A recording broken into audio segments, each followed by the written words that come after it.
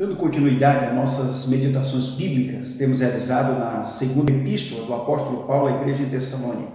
Estamos no capítulo 2, hoje nós iremos estudar o versículo 16 e 17, que nos diz assim: Ora, nosso Senhor Jesus Cristo mesmo, e Deus nosso Pai, que nos amou e nos deu eterna consolação e boa esperança pela graça, console os vossos corações e os confirme em toda boa obra e boa palavra.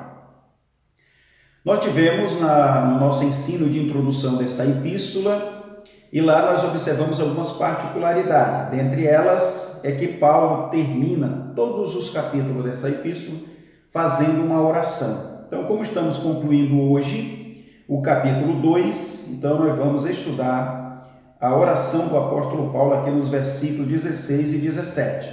Vamos observar que no começo da oração, Paulo monta aqui essa trindade, ele demonstra aqui a trindade se referindo ao nosso Senhor Jesus Cristo mesmo e Deus nosso Pai, que nos amou e nos deu eterna consolação. A expressão nosso Senhor Jesus Cristo mesmo, Deus nosso Pai e a consolação, Paulo com isso está mostrando a trindade envolvida no processo soterológico. Não há salvação fora deste princípio. A razão por que Paulo cita a trindade aqui é em virtude de que a igreja em Tessalônica, assim como todas as igrejas também de Anatote, ela estava miscigenada, tem judeus e tem gentios.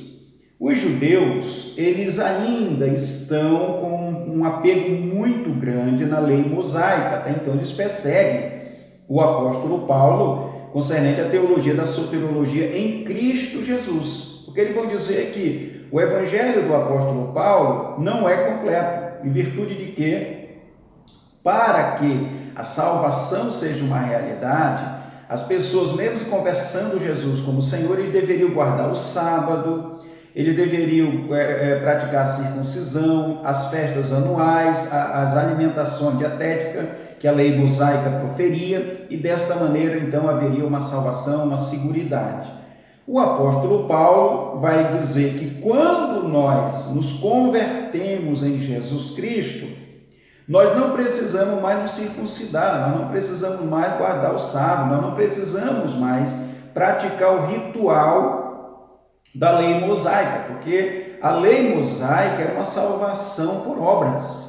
E agora Paulo deixa claro que na pessoa de Jesus Cristo está condensado toda essa realidade. A circuncisão agora é no nosso coração.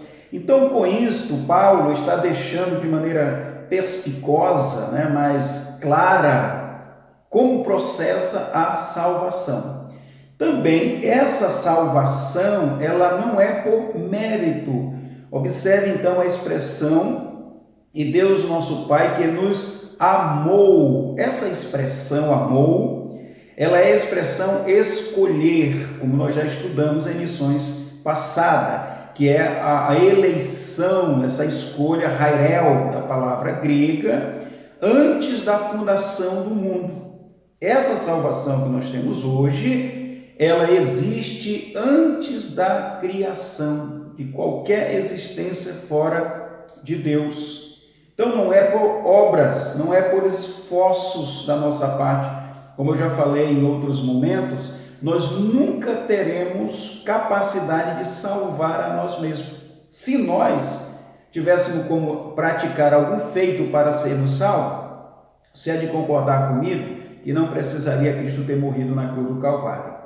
Então a estrutura é exatamente esta: a salvação é em Deus Pai, no Senhor Jesus Cristo, selado com o Espírito Santo, que é a expressão consolação, parácleo, e nos amou, e veja bem, e nos deu eterna consolação. Então essa consolação é o Espírito Santo, é o selo do Espírito Santo na nossa vida.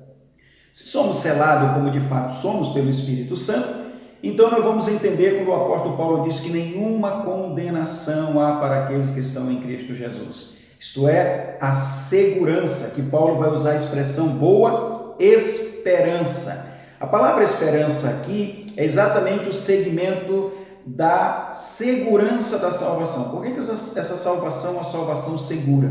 Porque nós somos selados com o Espírito Santo. Logo, nem principado, nem potestade, nem qualquer outra coisa nos separará do amor de Deus que está em Cristo Jesus, o nosso Senhor.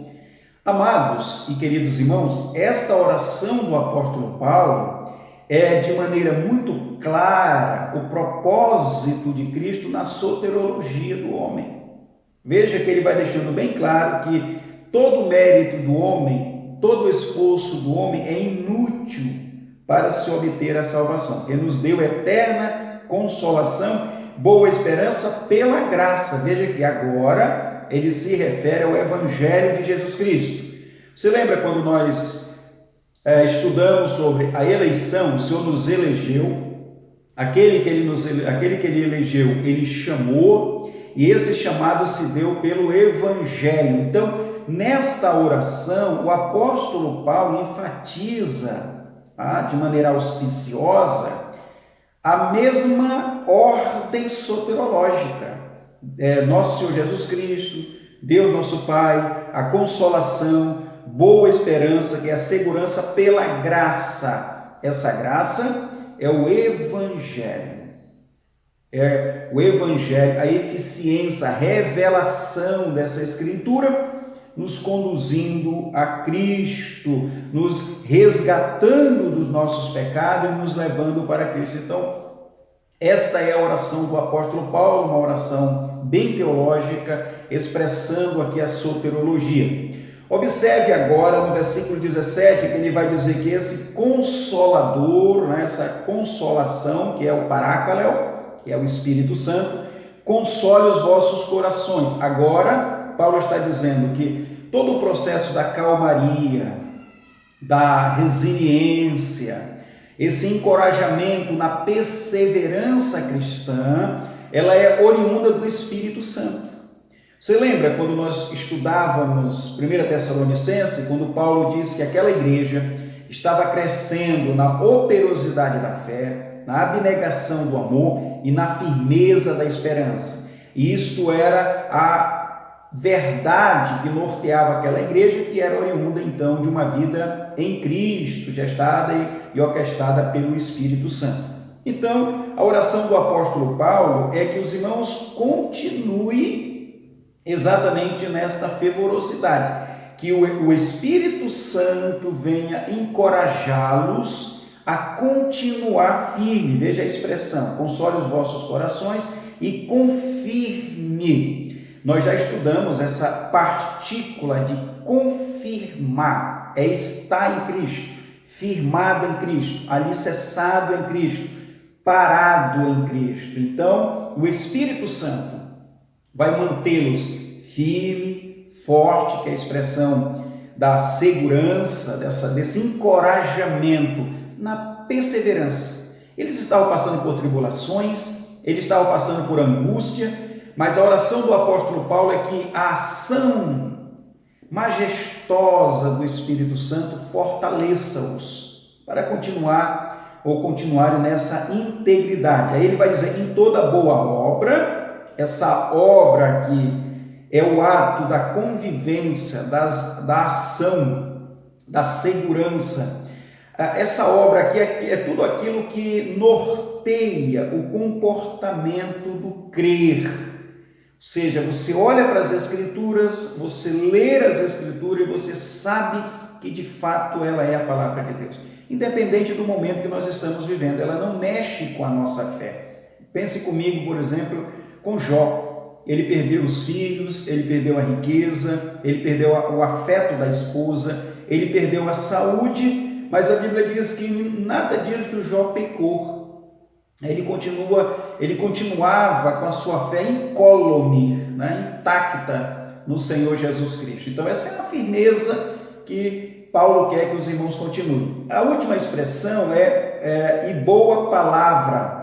Essa palavra é aquilo que a Bíblia chama do bom perfume de Cristo. Independente dos intempéries, das ingrimidades da vida, o nosso comportamento social, ético, moral, psicológico, tudo isso que tange o homem está firme no Senhor. Nós não vamos deixar de proferir a palavra de Deus. Nós não vamos deixar de falar, de cultuar o Senhor, porque estamos vivendo tempos difíceis. Mas nós vamos continuar firme, tanto no crer da palavra, como no praticar da palavra. Meus amados e queridos, fazendo aqui uma recapitulação, nesta oração, o apóstolo Paulo deixa bem translúcida: a salvação é em Jesus Cristo, né? Começando em Deus nosso Pai, no Senhor Jesus Cristo e no Espírito Santo.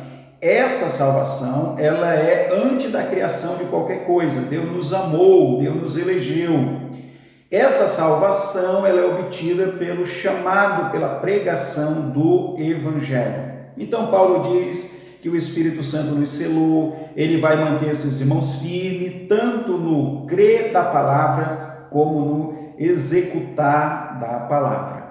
Queridos, muitíssimo obrigado por você estar nos acompanhando na peregrinação, estudando as Escrituras. Próxima mensagem, nós iremos iniciar o capítulo 3, então eu conto com você. Se você ainda não se inscreveu no canal, se inscreva, nos ajude a compartilhar a palavra de Deus, eu ficarei muito grato.